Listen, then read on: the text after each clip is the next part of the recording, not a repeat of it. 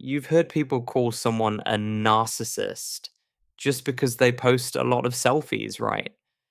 But long before Instagram, there was already a story about that kind of person. In Greek and Roman myth, Narcissus is this ridiculously good looking guy. Everyone wants him, but he pushes them all away. One day he sees his own reflection in the water, falls in love with it, and becomes so obsessed he can't walk away. In the end, he dies right there by the water, and a flower grows in his place.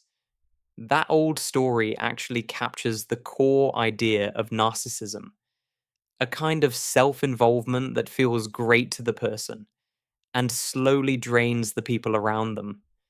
Psychologists don't just use narcissist as an insult, they use it to describe a real pattern of traits, an inflated sense of importance, constantly seeing yourself as smarter, better, more special than everyone else, and feeling like you deserve special treatment because of it.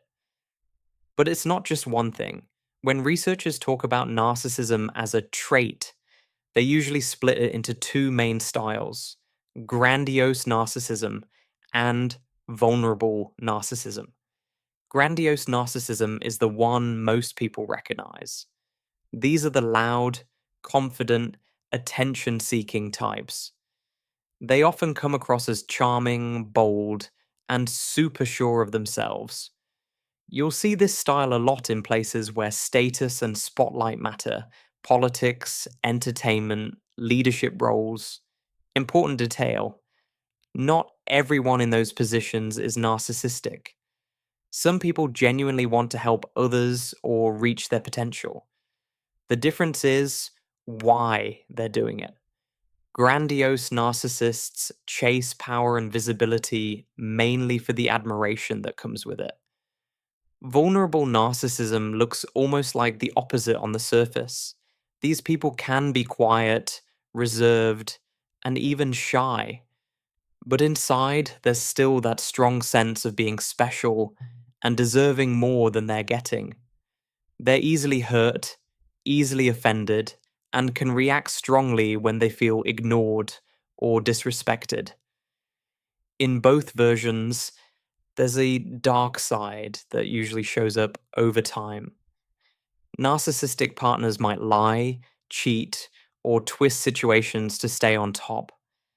Narcissistic bosses or leaders might take big risks that hurt others, ignore feedback, or make unethical choices if it protects their image. And when their perfect self image gets challenged, when someone says, "You're wrong, you hurt me," or even just "no," they can flip into resentment, anger, or aggression. It's like they're wearing emotional armor that looks shiny from the outside, but cuts anyone who gets too close. When this pattern gets really extreme, psychologists use a diagnosis called narcissistic personality disorder, NPD. It affects a small percentage of people, more often men, and it's usually only diagnosed in adults. Kids and teens can definitely be self centered, but that can be a normal part of development, not a personality disorder. For MPD, it's not just they like themselves too much, it's the level of damage it causes. The official criteria talk about things like a grand, exaggerated view of themselves, constant need for admiration, serious problems with empathy, a strong sense of entitlement. Imagine someone who doesn't really care about their partner's feelings, only whether their partner is giving them enough attention, or someone who refuses any criticism and attacks anyone who tries to help them improve.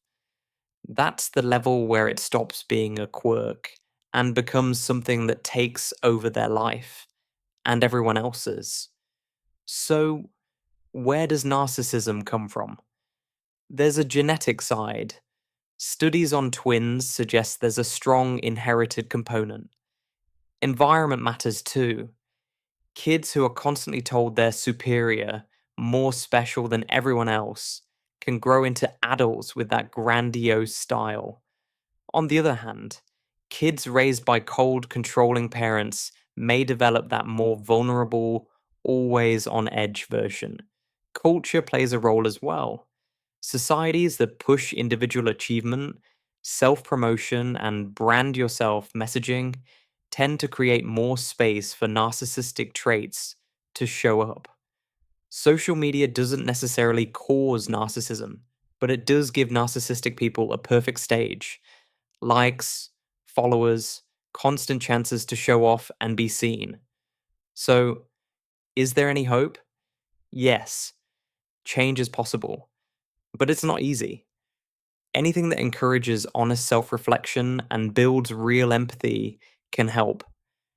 Therapy, learning to listen, practicing compassion, getting feedback, and actually sitting with it instead of attacking it.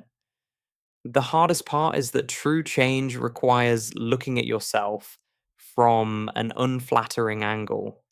And that's exactly what narcissism tries to avoid.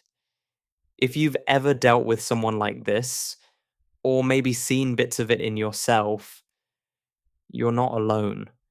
Tell me in the comments, have you ever had a friend, partner, or boss who seemed obsessed with themselves?